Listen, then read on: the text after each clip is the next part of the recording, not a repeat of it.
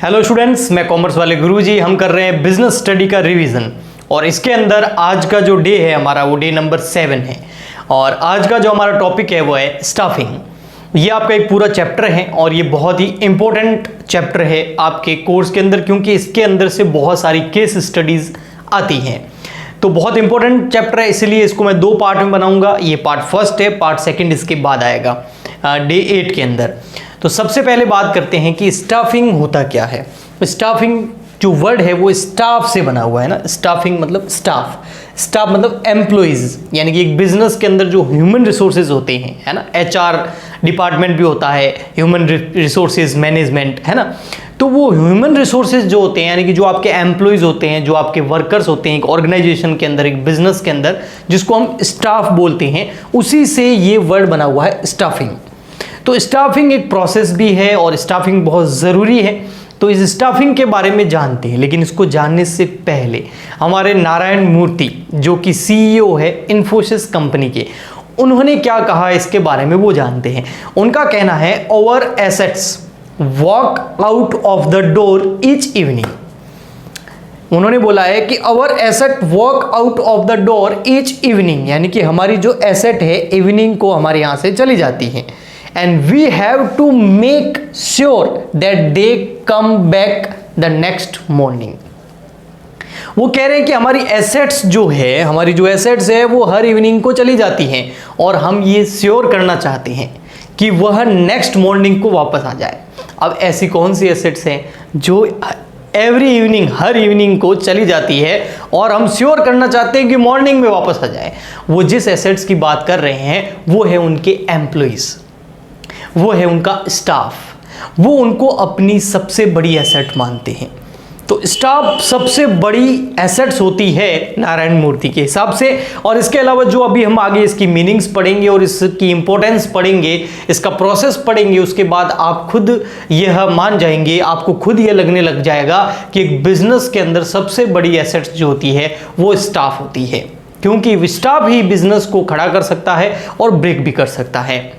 आइए सबसे पहले मैं आपको थोड़ा पीछे लेके चलता हूं डे फर्स्ट से, और वहां से हम जानते हैं कि ये प्रोसेस कैसे आगे बढ़ा है। सबसे पहले एक ऑर्गेनाइजेशन जो होते हैं उसके गोल डिटरमाइंड किए जाते हैं, जिसको हम प्री डिटरमाइंड ऑब्जेक्टिव्स भी बोलते हैं। और गोल के बाद में आती है प्लानिंग।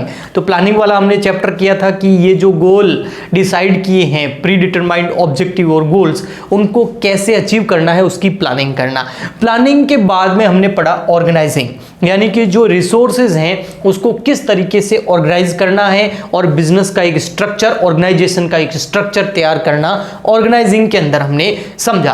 अब ऑर्गेनाइजिंग के बाद का जो स्टेप होता है वो है आपका स्टाफिंग।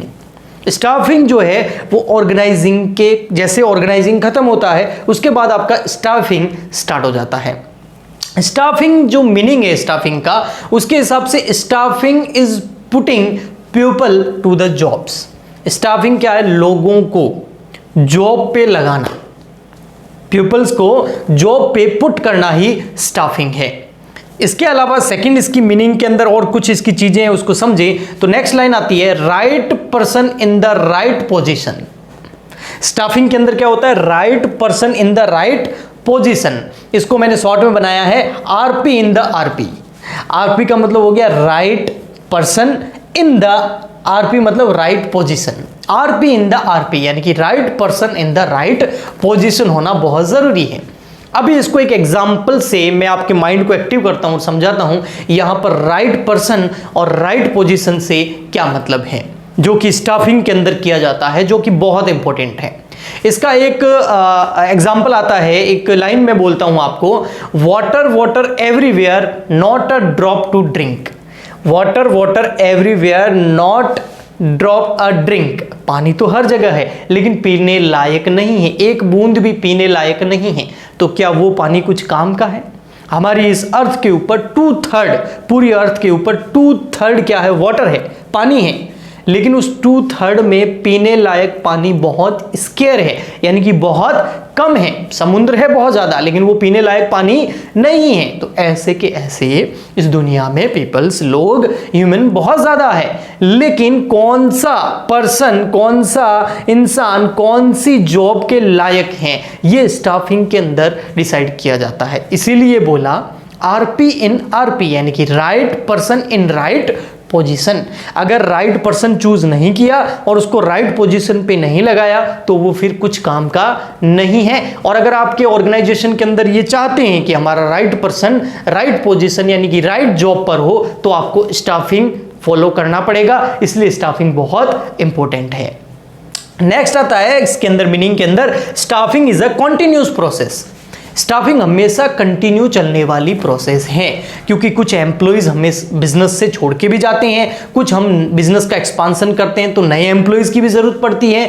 तो जब एक ऑर्गेनाइजेशन रन होता है और वो लंबे टाइम तक चलता रहता है, कॉन्टिन्यूस चलता है अगर वो, तो उसमें स्टाफिंग हमेशा कंटिन्यू चलता ही रहता है। रिक्रूटमेंट करते रहते हैं, रिक्रूटमेंट होती रहती है। ओके, आइए अब हम नेक्स्ट बढ़ते हैं, इंपॉर्टेंस ऑफ स्टाफिंग। ये स्टाफिंग इतना इंपॉर्टेंट क्यों है? तो पहले मैंने एक छोटा सा डायग्राम बनाया, उसके बाद मैं पॉइंट बताऊंगा और लास्ट में इसका करेक्ट बताऊंगा कि इतना इंपॉर्टेंट क्यों है। अगर आप ये ध्यान से सुनेंगे तो आपको याद हो जाएगा, और ये प्रेजेंटेशन आप एग्जाम में भी दे सकते हैं, ऐसी केस स्टडी आए तो उसमें भी दे सकते हैं कि स्टाफिंग इतना इंपॉर्टेंट क्यों है। तो इधर डायग्राम में देखिए, स्टाफिंग मतलब स्टाफ, स्टाफ मतलब एम्प्लॉइज, एम्प्लॉइज मतलब HR यानी कि ह्यूमन रिसोर्सेज, जो इंसान जो रिसोर्सेज के रूप में आपके बिजनेस में काम कर रहे हैं वो HR। तो ह्यूमन रिसोर्सेज जो होते हैं वो एक फाउंडेशन होता है किसी भी बिजनेस का। HR जो होता है वो फाउंडेशन होता है किसी भी बिजनेस का, बिजनेस का फाउंडेशन है HR। अगर ह्यूमन रिसोर्सेज जो आपने अपॉइंट किए वो राइट पीपल है ना, RP इन RP यानी कि right people in right position है, तो फिर वो क्या करेंगे, वो राइट पीपल जो है वो क्या करेंगे, take your business to top, वो आपके बिजनेस को टॉप पे ले जाएंगे। लेकिन अगर रॉन्ग पीपल यानी कि राइट पर्सन नहीं, wrong people in wrong position आपने कर दिया तो क्या होगा, वो ब्रेक योर बिजनेस, वो आपके बिजनेस को डुबा देंगे। इसीलिए बोलते हैं HR is most important asset of business. इसलिए नारायण मूर्ति ने बोला था ना कि ह्यूमन रिसोर्सेज यानी कि एम्प्लॉइज जो है वो सबसे इंपॉर्टेंट एसेट है बिजनेस के लिए, क्योंकि वह टॉप पे भी ले जा सकते हैं। राइट पर्सन हुए तो टॉप पे ले जाएंगे, रॉन्ग पीपल आ गए तो ब्रेक कर देंगे। ओके, आगे बढ़ते हैं, इंपॉर्टेंस पढ़ते हैं स्टाफिंग की। ये 5 इंपॉर्टेंस हैं, ठीक है। तो सबसे फर्स्ट है आपकी help in discovering and obtaining personal of various job. सबसे पहले डिस्कवर करना कितने लोगों की जरूरत है, फिर उन लोगों को ऑब्टेन करना और उनको अलग अलग जॉब देना, ये स्टाफिंग के अंदर होता है, इसलिए बहुत इंपॉर्टेंट है। नेक्स्ट है second, make for higher performance. Make for higher performance by putting RP in RP, यानी कि ये राइट पर्सन राइट पोजीशन पे लगाने का काम भी कहां होता है, स्टाफिंग के अंदर होता है। तो बहुत इंपॉर्टेंट है स्टाफिंग। थर्ड है ensure the continuous survival and growth of enterprises. Staffing के अंदर हमेशा ये कंटिन्यूस इंश्योर किया जाता है कि आपका बिजनेस कंटिन्यू चलता रहे, सर्वाइव करता रहे और ग्रोथ भी करता रहे। फोर्थ नंबर आता है help to ensure optimum resources या optimum utilization of human resources. अगर जो HR है, जो आपका एम्प्लॉय है, उसका ऑप्टिमम यूटिलाइजेशन हो रहा है कि नहीं हो रहा है, क्या उनकी जितनी कैपेसिटी है उतना वो काम कर पा रहे हैं कि नहीं कर पा रहे हैं, ये भी स्टाफिंग के अंदर ही डिसाइड किया जाता है। इसलिए स्टाफिंग बहुत इंपॉर्टेंट है। नेक्स्ट है इंप्रूव जॉब सेटिस्फेक्शन। जो भी HR ह्यूमन रिसोर्सेज एम्प्लॉयज काम कर रहे हैं, अगर उनमें उनको सेटिस्फेक्शन देना है, उनको जॉब का इंप्रूवमेंट करना है, सेटिस्फेक्शन का इंप्रूव जॉब सेटिस्फेक्शन देना है उनको जॉब का, तो आपको ह्यूमन रिसोर्सेज HR करना पड़ेगा। HR के अंदर आपको स्टाफिंग करनी ही पड़ेगी। तो इसलिए स्टाफिंग जो है वो बहुत इंपॉर्टेंट है। इसके अलावा कुछ लाइन में आपको और बताता हूं जिससे आपको पता चलेगा कि ये स्टाफिंग इतना इंपॉर्टेंट क्यों है। If right kind of employees are not available, if right kinds of employees are not available, अगर राइट अच्छे एम्प्लॉइज आपके बिजनेस के अंदर अवेलेबल नहीं है, इट विल लीड टू, उससे होगा क्या, wastage of material, time and efforts. अगर राइट पीपल आपके पास, राइट एम्प्लॉइज अवेलेबल नहीं है, तो वेस्ट होगा आपका मटेरियल, आपका टाइम और आपके एफर्ट्स एंड एनर्जी, और इसके अलावा एनर्जी भी आपकी वेस्ट हो जाएगी। एंड रिजल्टिंग क्या होगा, इन lower productivity and poor quality of product. एक तो प्रोडक्टिविटी नीचे जाएगी और एक जो प्रोडक्ट बनेगा वो पुअर क्वालिटी का बनेगा। तो आप कहाँ से सर्वाइव करेंगे, कहाँ से ग्रोथ करेंगे, कहाँ आपको प्रॉफिट होगा, कहाँ आपका प्रोडक्ट जो है वो बिकेगा। इसीलिए स्टाफिंग बहुत ज़्यादा इंपॉर्टेंट है।